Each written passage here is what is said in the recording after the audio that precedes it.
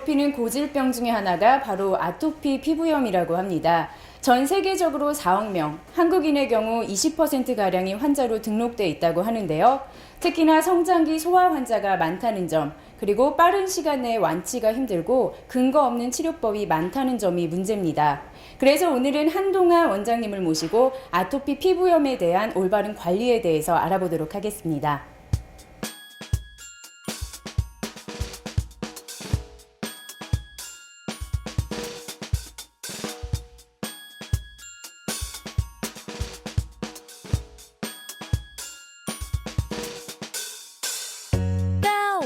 Now, no time to shoes. Go now, don't hold up, no. 원장님 안녕하세요. 네, 안녕하십니까. 원장님 제가 며칠 전에 기사를 보니까요. 네. 요즘 온난화 현상 때문에 열성 아토피 환자들이 좀 늘어날 전망으로 보고 있더라고요. 어떻게 생각하시나요? 그렇습니다. 아토피 피부염은 피부에 염증을 일으키는 질환이죠. 네. 그런데 외부 환경이 더워지면 염증이 더 심해집니다. 그리고 온난화뿐만 아니라 먹거리 중에 인스턴트 식품들, 또 육류들, 그것들이 또 염증을 가속화시키기 때문에 온난화와 더불어서 요즘 아토피 환자들이 더욱 늘어나는 추세가 되겠습니다. 그렇군요. 저도 가끔 보면요. 좀 간지럽기도 하고 뭐 긁다 보면은 뭐 좀 빨개지기도 하더라고요. 네. 그럼 혹시 간단하게 자가 진단 요법이 좀 있을까요? 실제로 이제 아토피 피부염을 진단하는데 가장 중요한 거는 이제 육안적인 판단인데요. 이제 스스로 진단하기는 굉장히 어려우세요. 이제 폭넓게는 이유를 알 수 없는 피부 가려움증을 알레르기성 피부염, 그 중에 접히는 부위, 또 특정 음식물 항원이나 항원성 자극에 의한 경우가 있는 경우를 우리는 아토피 피부염이라고 표현하고 있죠. 그렇군요. 그렇다면요, 원장님, 본격적으로 아토피 피부염을 정복하기 위해서는 제대로 그 질환에 대해서 알아야 하잖아요. 아토피 피부염 질환이란 어떤 것인지 좀 자세히 설명 좀 부탁드릴게요. 아토피는 가족력이 있는 알레르기성 피부염이라고 표현하시면 이제 이해하시면 좋겠는데요. 이제 증상이 가장 중요한 게 가려움증입니다. 가려워서 긁게 되고, 긁어서 피도 나게 되고, 상처도 생기게 되고, 또 그 위에 진물이 나게 되죠. 주로 이제 나타나는 부위가 목이나 팔꿈치 접히는 부위, 또 무릎 뒤쪽 오금이 부위, 접히는 부위에 쉽게 나타나는 특징이 있습니다. 그리고 계속 긁게 되죠. 그래서 환자들을 보면 피부가 거북이 등껍질이나 이렇게 나무 껍질처럼 두꺼워져 있어요. 그걸 태선화라고 하는데 잘 안 났기 때문에 오랫동안 이렇게 고생하신 분들은 피부가 굉장히 두꺼워져 있고 거칠어져 있는 특징을 보이고 있습니다. 일명 뭐 태열이라고 부르기도 한다고 네, 하더라고요. 그렇죠. 네. 그 태열과의 차이점은 어떤 게 있나요? 보통 태열은 만 한돌이 되기 전을 태열이라고 표현합니다. 한돌이 넘어가면 아토피 피부염이라고 볼 수 있는데요. 실제로 태열은 알레르기 질환하고 차이가 분명히 있는데 아토피 피부염과 태열을 굉장히 혼동하시는 분들이 굉장히 많으세요. 그래서 실제로 태열은 자궁 내의 컨디션이 너무 뜨겁거나 열하거나 그랬을 때 피부에 발진이 생기면 태열이라고 표현할 수 있습니다. 그런데 태열이라고 다 아토피 피부염이 아니죠. 그래서 한돌 이전에는 태열이라고 부르고 한돌이 넘어섰는데도 낫지 않는 경우에 아토피 피부염이라고 부르시면 좋겠습니다. 그렇군요. 그래서 이제 예를 들어서 네. 나이가 2~3살이다. 그럼 태열이 아닌 거죠.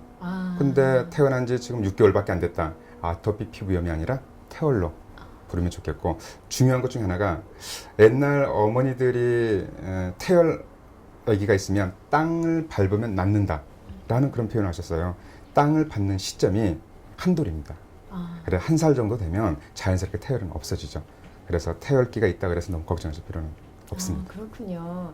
그렇다면 또 건선과는 어떤 차이점이 있죠? 이거 공부 많이 하셨네요. 네, 사전에 건- 좀 했습니다. 건선과 아토피 피부염이 굉장히 비슷해요. 네, 대표적으로 각질이 벗겨지는 네네. 질환이죠. 그런데 건선과 아토피 피부염의 가장 뚜렷한 차이는 건선은 경계선이 명확합니다.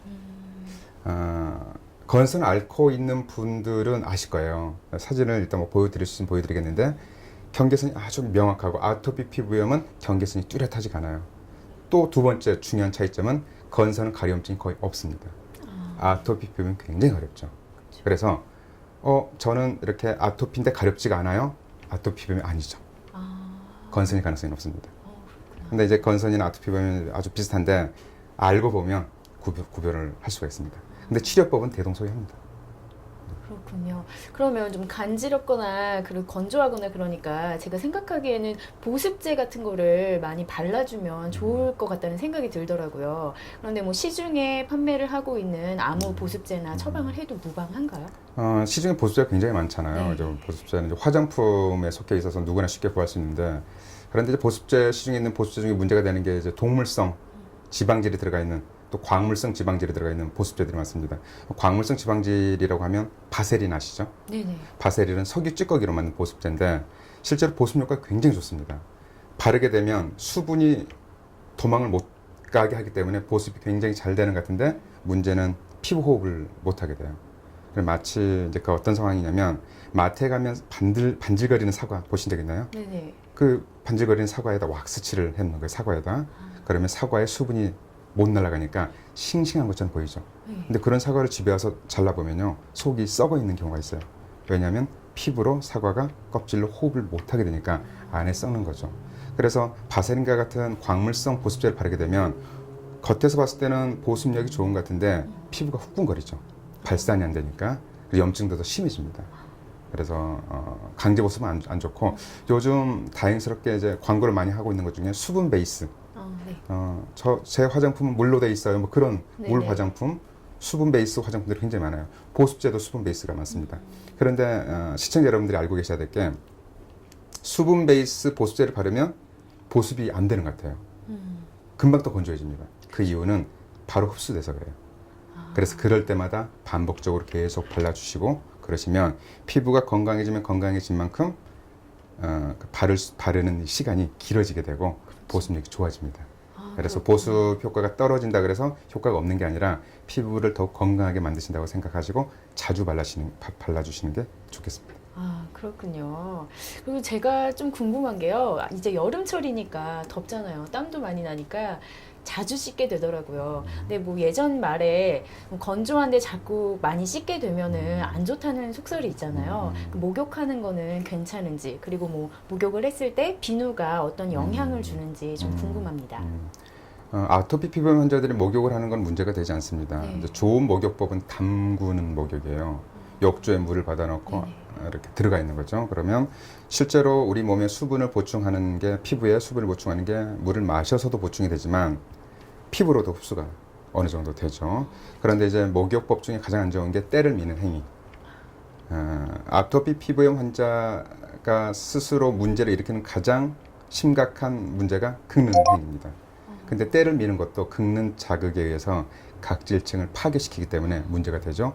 그리고 비누도 말씀하셨는데, 실제로 우리가 일상에서 쓰는 비누로 손을 씻으면 씻고 나면 뽀드득거리잖아요. 네.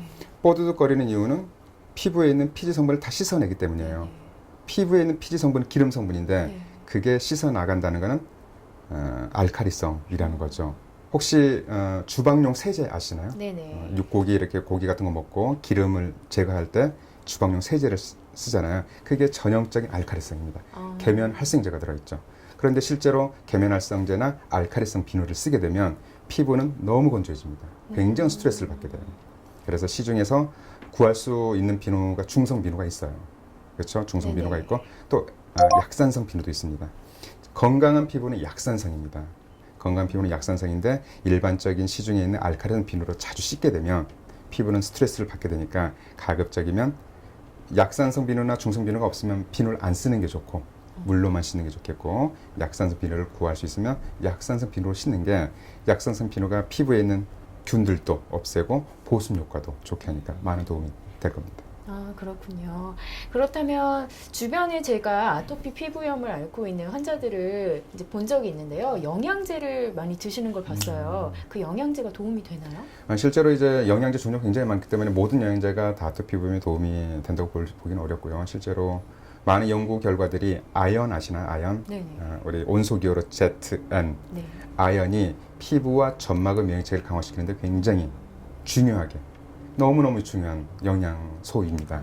그래서 아연이 들어가 있는 영양제를 먹든지 아니면 아연 단일 성분만으로 되어 있는 성분도 있어요. 그런데 아연만 먹게 되면 구리 결핍증이 생기고 위장 장애를 일으킬 수 있기 때문에 아연과 구리가 제대로 비율로 들어가 있는 제품을 먹든지 종합영양제, 아연이 들어가 있는 종합영양제도 좋고, 요즘 오메가3 지방산 많이 드십니다. 오메가3 지방산이 피부의 염증을 완화시키고 면역체계를 안정시킨다는 연구 결과들이 많죠. 근데 오메가3 지방산이 생선에 많아요. 등푸른 생선. 그래서 등푸른 생선을 많이 드시는데 문제는 등푸른 생선에 수은이 많아서 복잡합니다. 머리 아파요. 그래서 그렇군요. 결론적으로 말씀드리면 등푸른 생선을 드시더라도 한 달에 몇 번, 뭐 일주일에 한 번, 그 정도는 드셔도 괜찮은데 날마다 등푸른 생선을 드시는 건 문제가 있고 오메가3 지방산을 섭취하기 위해서 등푸른 생선을 드신다면 등푸른 생선은 섭취를 좀 줄이고 흰살 생선을 드시면서 아연이 들어가 있는 아니 오메가3 제품으로 나와 있는 영양제를 드시는 게 좋겠습니다. 조금 밸런스를 맞춰서 네. 섭취를 하는 게 네. 좋겠군요. 참, 네. 뭐 어차피 이제 알아서 편집하실 텐데 네네. 등푸른 생선이 얼마나 이제 문제가 있냐면요. 임산부들이요. 네. 미국 식약청에서는 임산부들에게 한 달에 3회 이하 등푸른 생선 섭취량을 한 달에 3회 이하로 공고를 했어요. 왜냐하면 특히 태아들의 경우는 수은에 노출이 되면 심각한 위험에 빠질 수 있기 때문입니다. 그리고 제가 누누이 이제 외부 건강검진을 할 때 주장하는 것 중에 하나가 참치캔 광고 밑에 일주일에 몇 회 이하로 섭취하실 것을 권합니다. 중요하네요. 네, 왜냐하면요, 일본 사람들의 수은 축적량이 굉장히 많아요. 왜냐하면 한국보다 회를 더 많이 먹습니다. 그렇죠. 그리고 큰 물고기일수록 수은이 많아요. 그래서 고등어 사실 때도 왕고등어 주세요. 안 좋습니다. 작은 거 주세요.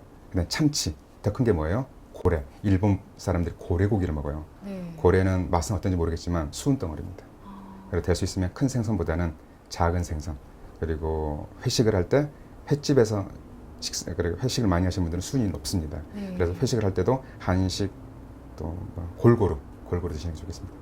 네, 원장님 또 이렇게 유익한 정보까지 주셨네요. 저는 뭐 무조건 많이 먹으면 좋은 건 줄 알았는데 저도 이제 적당히 이제 맞춰서 먹어야겠다는 생각이 들고요. 그렇다면 원장님 이제 본격적으로 원장님께서 생각하시기에 이제 한방 치료로는 어떤 방법이 있고 원장님이 생각하시기에 그 목표는 어디에 두고 계신지 좀 궁금합니다. 실제로 이제 환자분들이 한의원을 방문하셔서 아토피 비염이나 알레르기 질환을 치료하고자 하시는 이제 이유 중에 하나가 양방 치료는 굉장히 일시적인 효과가 굉장히 빠릅니다. 가려울 때 먹으면 가려움증이 진정되고 염증이 심할 때 먹거나 바르면 염증이 바로 눈앞에 사라지는데 그 약을 적용하지 않으면 다시 심해지든지 예전보다 더 악화되든지 그런 이제 문제를 경험하게 되죠. 그래서 한의원에 오신 이유는 근본적인 치료를 하고 싶습니다죠. 그래서 실제로 한약 중에서도 염증을 가라앉히고 가려움증을 억제하는 약들이 있습니다. 그래서 그런 약들을 써서 지금 가지고 있는 염증성인 문제나 가려움증이나 뭐 건조함이나 그런 것들을 진정시켜 주면서 궁극적으로는 체질을 개선을 해서 이제 알레르기 상태에서 알레르기를 일으키지 않는 상태로 바꿔주는 그게 이제 목표가 되는 거죠. 실제로 아토피 피부염은 난치성 질환이긴 하지만 불치병은 아닙니다. 그래서 포기하지 않고 나을 수 있다는 희망을 가지고 치료에 임하시면 좋겠습니다. 그렇다면 원장님 마지막으로요. 이제 아토피 피부염으로 고생하고 계신 환자분들께 한 말씀 좀 부탁을 드릴게요. 네. 아토피 피부염 환자분들이 이제 가면 갈수록 많이 늘어나고 있습니다. 늘어나는 원인 중에 하나가 여러 가지가 있는데 그 중에 하나가 항생제를 많이 쓰는 겁니다. 항생제를 많이 쓰면 장내 정상 세균층이 파괴돼서 면역체계에 문제가 생기죠. 그다음 환경적인 문제, 또 시기적인 문제, 인스턴트나 육류, 과다 섭취. 그래서 자연식 위주를 많이 하시는 게 좋겠고 물을 많이 마시는 게 가장 좋은 방법 중에 하나입니다. 물을 많이 마시고 또 적당한 운동을 해서 피부로 땀을 내게 하는, 그래서 보다 건강한 삶을 이렇게 살 수 있도록 노력하는 자체가 아토피 피부염으로 이렇게 탈출할 수 있는 방법이 되지 않을까 싶습니다. 그래서 나을 수 있다는 희망을 버리지 마시고 꾸준히 노력하시면 건강한 상태로 생활할 수 있지 않을까 싶습니다. 네, 지금까지 원장님과 함께 아토피 피부염에 관해서 알아봤는데요. 오늘 유익한 정보 고맙습니다. 네, 감사합니다. 네, 원장님 말씀처럼 아토피 피부염을 치료하기 위해선 올바른 생활 습관과 환경 조성이 중요한 것 같습니다. 건강한 피부로 자신 있는 삶을 만드시길 바라면서 저는 다음 시간에 유익한 정보로 찾아뵙겠습니다.